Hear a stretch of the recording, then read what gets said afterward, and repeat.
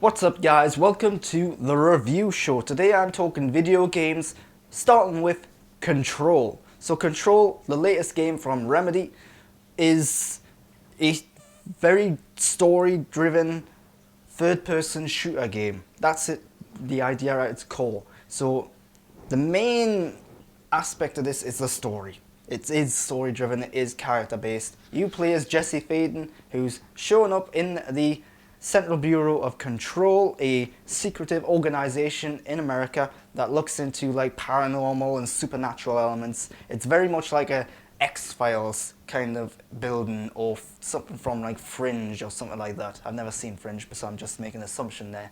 But the people in this division of the government look into the paranormal, look into supernatural elements. They bring back items of like paranormal activity and they investigate them and so on and so forth. So why is Jessie here? She's showing up here because she's looking for her brother.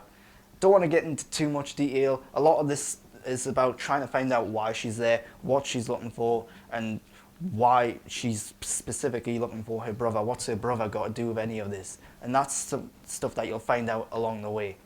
But the actual world of this, right, firstly, the game takes place entirely in this building. And that's kind of cool, but also kind of disappointing. Because it does mean you're spending a lot of time going down corridors, looking through offices, and yeah, there's some weird stuff going on. There is some stuff that makes it a little different here and there, a little variety. How you have got the ability of powers which you can like fly around, and there are certain parts of the building which are morphing and changing shape and so on. That adds some variety. But it does mean that there's a lot of sameness to a lot of the locations. And it's very mundane, very grounded, and certain bland in a way in certain areas. So that's disappointing. But the lore that they put into this, you can pick up loads of documents and files and read up about things that these people have done and what the organization's done, about the background and so on. And it's fascinating stuff. So much so that I would say this would make a brilliant TV show. Something like The X-Files, where it is like every episode they go in, investigate something that's paranormal or weird or supernatural that's going on. It would make a great TV show. And there's a lot of weird and kooky stuff in there. It is Remedy, the makers of Max Payne and so on, so there's a lot of comedy in there, a lot of tongue-in-cheek moments in there as well. They've just done a really good job of fleshing out the expanded world, that so much so though that a lot of the stuff that's really interesting, really fascinating, doesn't actually have anything to do with the game. So the story I think is good on the whole. I don't think it's brilliant by any means. I do think the actual world building is great though. And the characters are probably the least interesting part of the story. You do find out about certain characters. Jessie in particular is an interesting individual.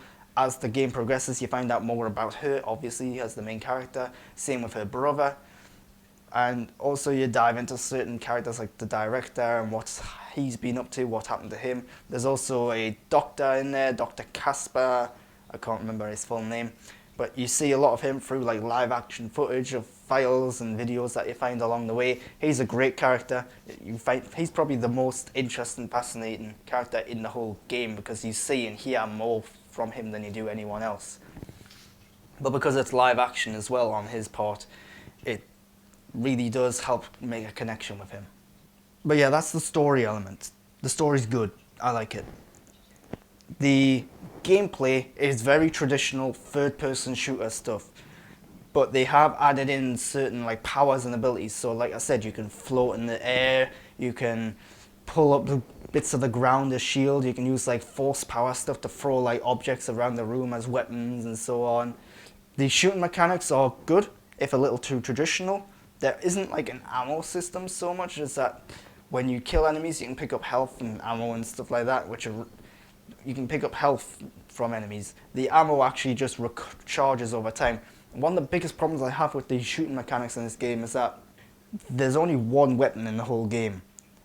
And yes, you can change it to do different shot types, so you can do like a standard handgun shooting, or you can change it to like be a shotgun, or you can change it to be a machine gun, or even a sniper rifle kind of thing later on. There is some variety in there, which does mean that you can pick and choose how you want to play it. But at the end of the day, it's still kind of just the same gun. I think they should have probably came in and done something a little different with the guns and so on. Especially when you see other characters walking around with like big machine guns, and yet you're walking around with the same handgun that does change shape, but essentially it's just the same thing all the time. I don't know, there was just something I felt was lacking with the main weapon of this game. But the actual shooting mechanics in the game work well. They are fun. The core gameplay is fun. The fact that you can use all these powers and abilities really does mean you can mix things up, and there's a lot of variety to it. And that's Control in a nutshell. I do think it's a good game. I don't think it's a great game though. I do think there are certain elements in there which let it down, such as the overuse of the shooting mechanics, the fact that that is kind of the only thing you do it over and over and over again. And this is like a 10-15 hour game as well, so it's not short necessarily. But the story's good. That's the main driving force here. The fact that the story's good and interesting means that I could keep myself engaged. I will say that in relation to the story, the amount of files and data and video files and such that you can pick up, while really interesting and fascinating and often funny and kooky and weird and quirky, there's way too much of it. Particularly towards the end of the game, when you start get bombarded with information and facts and details to actually make sense of the main story. If you're not picking up this stuff, then I have to imagine the main story is really going to be lacking. So yeah, it's important to play this game and do all the collectibles, or as much of them as you possibly can. There's side missions in the game as well, where you can go into different weird variations of this building. So there's one, for example, that takes you right down underground into like the basement area, where there's like these moss and mold stuff growing. And yeah, so there are things that mix things up. You don't have to just stick to the main story. There are also some boss battles which take you into even more weirder places. There's where it plays around with like hallucinations and visions and stuff like that as well. But yeah, Control, a good game. I do recommend it if you like weird, supernatural, paranormal kind of things. The main element here is though the story. From one story-driven game to another, A Plague Tale: Innocence. So this was released on Game Pass recently, so I thought I'd give it a go. This is a very story-driven game. This time around it's taken place in France during the plague, and it's kind of loosely based on real events, but taking it in a much more fantastical, supernatural area. So what's happening here is that there's a plague of rats infesting France, heading all over the country and basically killing everyone. So the rats are the biggest enemy of this game in a way. Along the way you've got some like historical elements playing in here where people are trying to vie for power, and yeah, I don't want to get into too much detail about the story because a lot of the story is trying to figure out what the hell's going on. But you play I'm trying to remember the name. You play as the sister of this child who you're trying to protect. So you're going through this game trying to protect your little brother, which means that there's a lot of stealth elements in there. You have to distract guards and enemies or take them down stealthily if you can to then get them to the next area. Or you can go in full combat if you want. You've got a slingshot, which isn't the greatest weapon ever because it's not the most deadly thing ever. There are enemy variety types where you have to like remove the helmet before you can actually kill them with the slingshot, or where you just can't kill them with the slingshot at all. Sometimes you've got to play around with light. The rats, as it turns out, are scared of fire and light. So if you shoot out a lamp, for example, the rats will swarm on an enemy. There's a lot of variety, a lot of tactics at play here, a lot of strategy. The story, it only lasts about 10 hours. There are some fascinating side characters who were introduced. The main characters are the most interesting element though. The problem is that the story gets more and more fantastical, more and more weird as it goes along. So it starts off pretty grounded, pretty horrific, but then it gradually gets more fantastical, more weird. And yeah, towards the end of the game I was like, oh, I just want this to be over with now. It got to the point where it just went stupid in my opinion. And graphically, I think the game is fine. The actual environments and use of lighting I think are great. The character models, not so much. Some of them look good, some of them don't. The voice acting's fine as well. They are putting on accents. I don't know if they are I don't know if the voice actors were French at all. Maybe they were. Maybe that was the real accent. But a lot of it is coming across as if it is like a stereotypical French accent at times. But yeah, this is a interesting story. One that I do think fails to stick the landing, let's say. But the main driving force here is the story.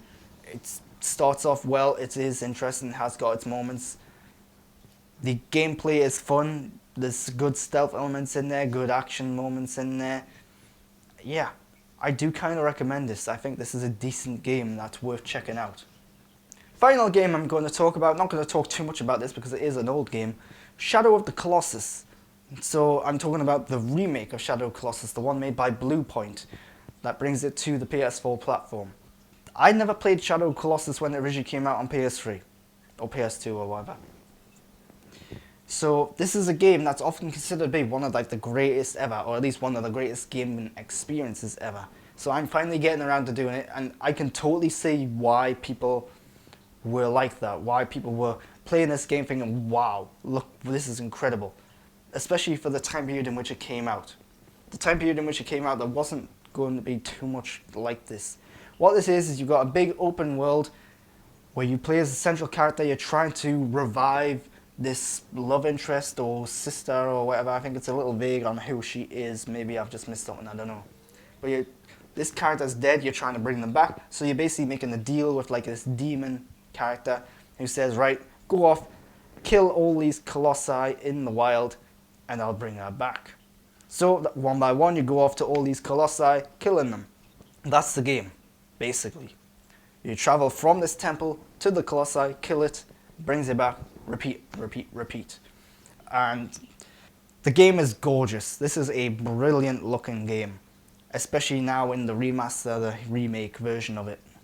The story is interesting. As the story progresses, you start to realize there's more going on here than you actually think. And it starts to get really interesting towards the end. I'm not going to talk too much about the story. The colossi are really creative at times. They are huge, gigantic enemies that you've essentially got to figure out how to weaken them, how to kill them, what's the best way to go about it. So some of them, it's as simple as jumping on them and climbing up to the top and stabbing them in the head repeatedly or whatever. Other times you've got to be a bit more creative. Maybe you've got to like climb some sort of structure, then drop down on top of them, or maybe you've got to figure out some sort of puzzle element to get to them and so on. So there's some really creative stuff. But at the end of the day, you're going to end up climbing on these enemies and then stabbing them in a certain place. Where this game really falls apart, in my opinion, is in the controls and the camera. The controls and the camera are flat out terrible. They are some of the worst controls and some of the worst camera systems I've ever seen in a video game.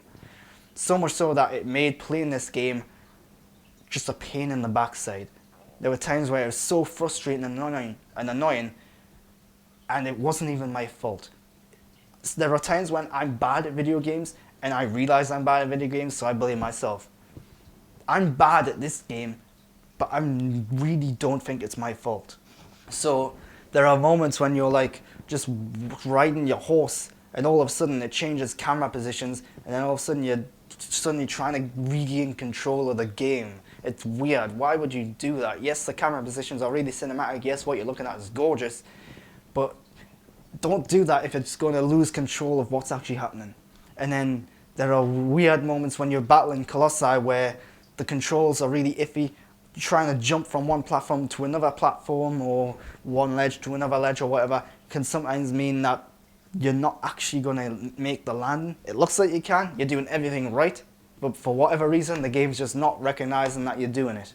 So there's one moment, for example, where you have to go up this like winding like bridge thing that's collapsed, and then you got to jump a gap. It took me about 20 times just to jump that. I was doing it right every single time. I was getting there, just my character wasn't reaching it for whatever reason. There are weird moments like this where no matter what you do, the game just does not act the way it's supposed to. And then as for the actual control element of it, there are alternate controls which you can shift to, which I did shift to, which does make it a little bit better. But at the end of the day, the controls are mapped in a weird way. The fact that you've got to hold down a button to keep a hold of an enemy is sometimes a bit frustrating and annoying, but I get it because of the whole stamina system that they've got in there. That makes sense.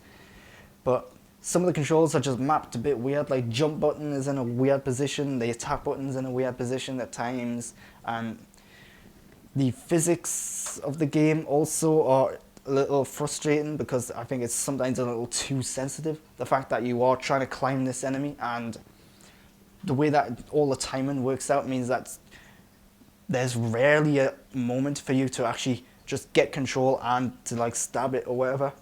It's weird that way on. But the actual story and the actual environments and locations and the themes and messages of this game are brilliant. It's just the gameplay side of things. When it works, it's good. When it doesn't work, which is more often than not, it's terrible. And I totally understand why someone would play this game and think, wow, this is amazing, it's incredible as an experience. But to call it one of the greatest games ever made, I think is just wrong. Especially when the controls and camera are so bad and so finicky and annoying as they are. But yeah, that's all the games I'm talking about today. I do recommend Control and I recommend A Plague Tale Innocence. I even recommend Shadow of Colossus, but just be aware that that's going to be a frustrating gameplay experience for some people. And I'm Graham Burton. You can follow me on Twitter and Instagram at @the_Graham Burton if you want. If not, you can go over to my YouTube channel, which is where you're probably watching this now, and subscribe to my channel to get more content like this. Until next time though, thanks for watching.